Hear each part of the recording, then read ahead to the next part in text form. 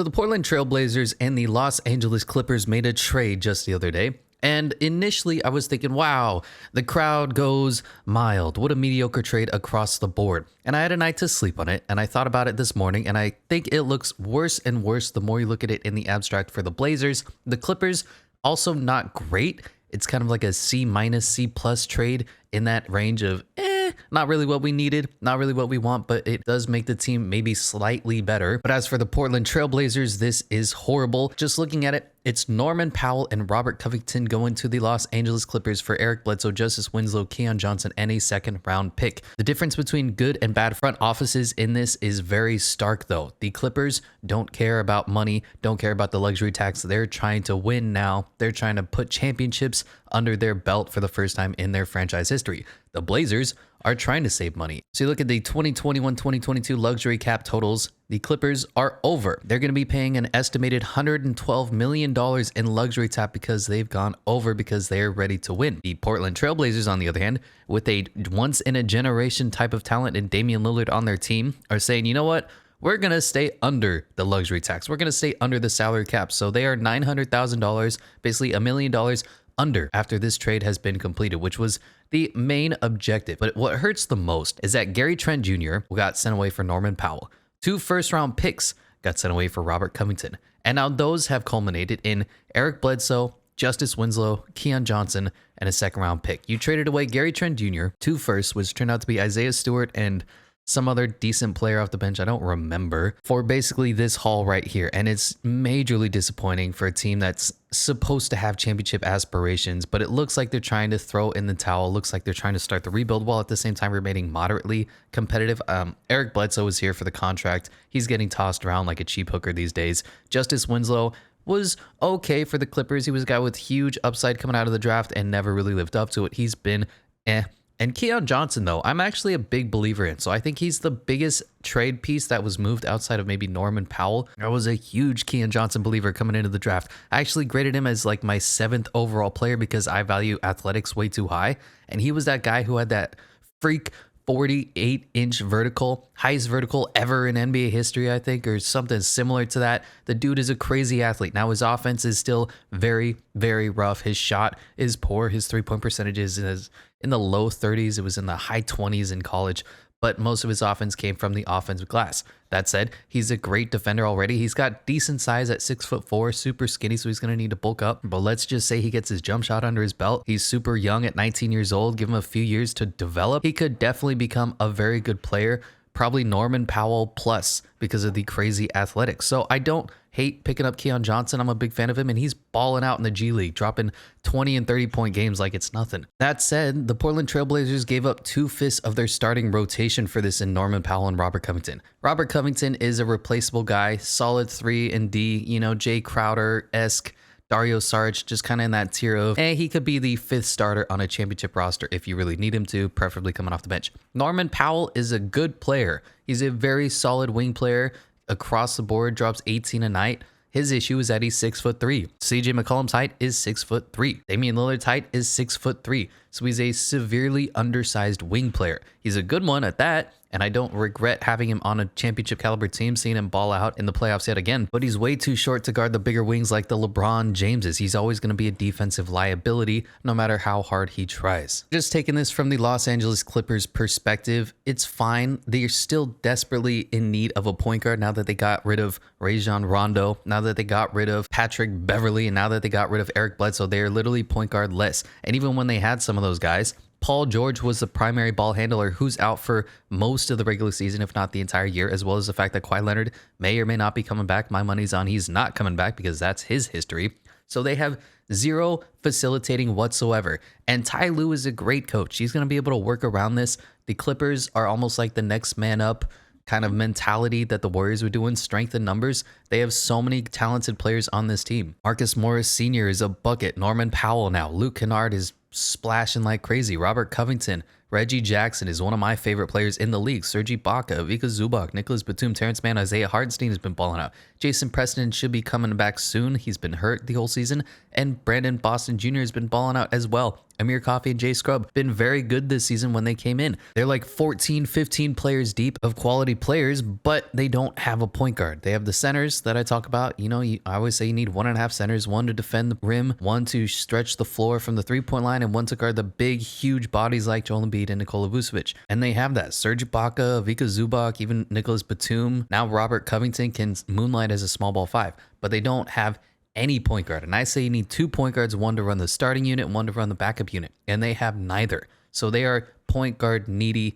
yet again. What is this season going to be for them? Ty Lue is coaching them up so that they're performing way better than they even should be. They're like 500 right now. They're exactly 500 as of this recording. The 8th seed at 27-27 among the likes of the Timberwolves, a little behind the Nuggets, but ahead of the Lakers, and of course ahead of the Trail Blazers. So for the Clippers, this trade really comes down to this. Does Paul George come back? Does Kawhi Leonard come back? If so, they're in championship contention. If not, they're in a weird middle spot where they're waiting. Their stars are getting older. Their stars are perennially hurt, and they don't have a point guard, but they have one of the best coaches in the league that's going to keep their head above water.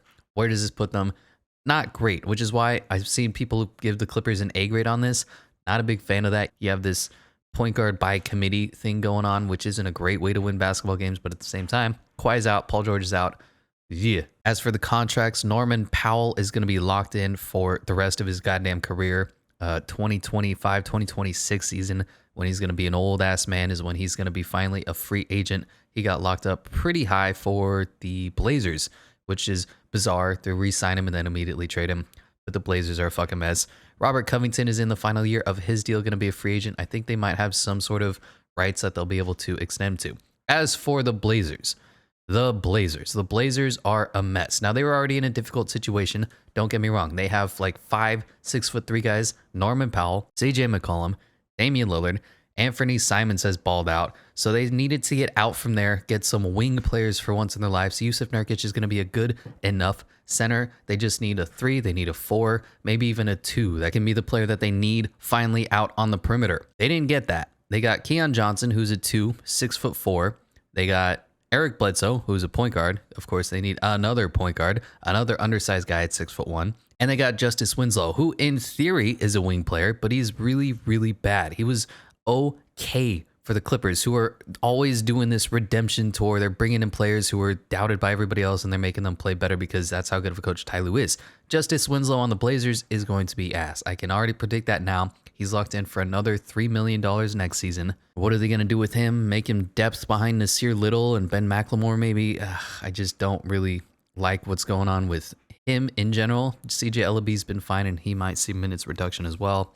Also, Justice Winslow is a little undersized. I think he's 6'5". He's 6'6", whatever. He's a short 6'6" kind of guy. So he's here for 2 years, maybe. Eric Bledsoe, the contract looks terrible. If you look at, where is it? Eric Bledsoe's here. It says he's eligible for $18 million this year, which yikes, and then $19 million for next year. But he's got this little exception, a $3.9 million buyout, which they are most definitely going to use. So it's going to become dead cap, but Eric Bledsoe will no longer need to be on your team.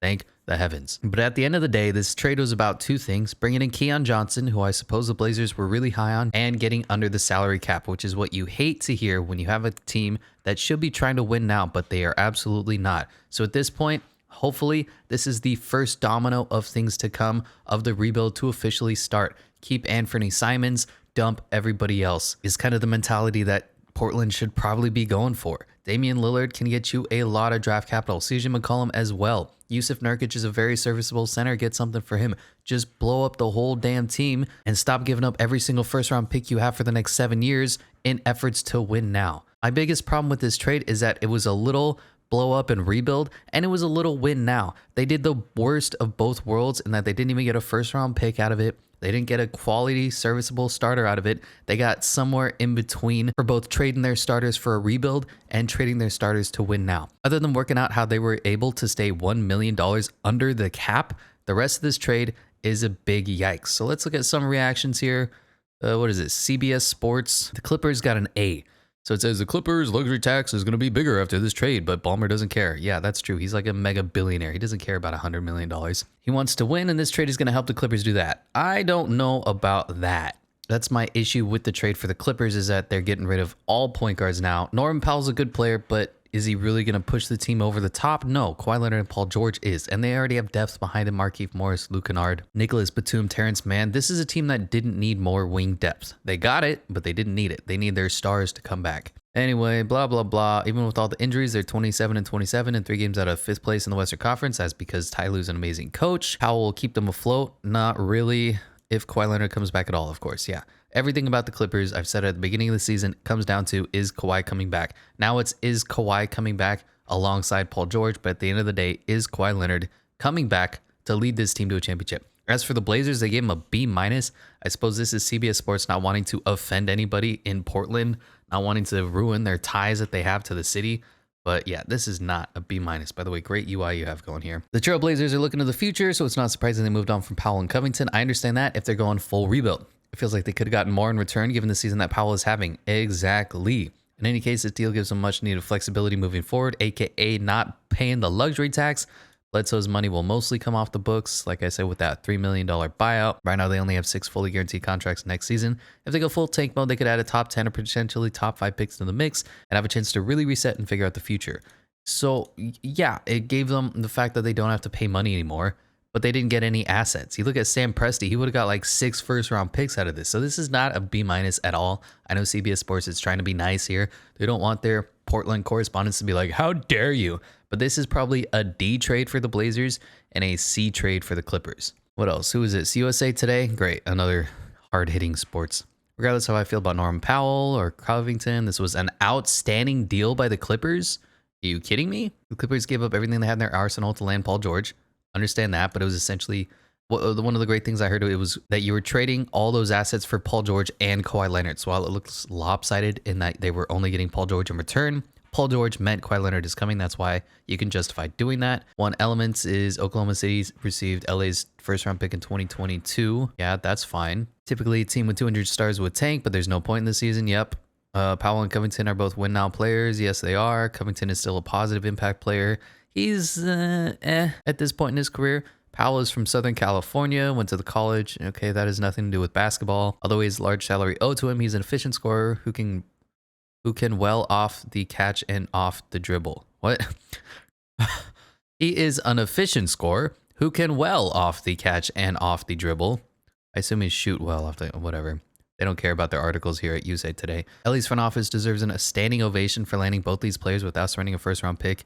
Yes, in theory, but Keon Johnson was a first-round pick, so you're effectively giving him up. Justice Winslow, yeah, I don't care about him. Eric Bledsoe, of course. Like I said, I'm a big fan of Keon Johnson. I value him as, we'll say, the number 15 pick in the draft. He's a stud. I like it. As for the Blazers, I'm not a big fan of this. They're making this deal without a general manager.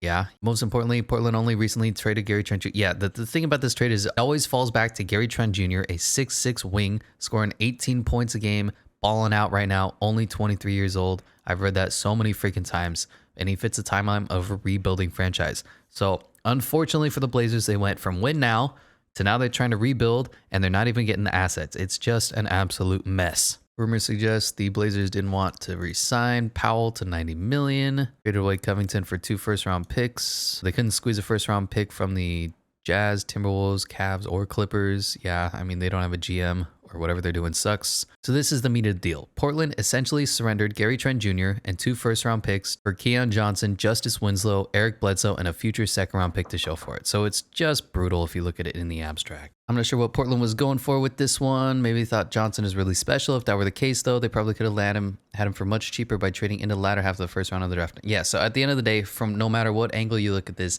it's a D-, if not F trade for the Blazers.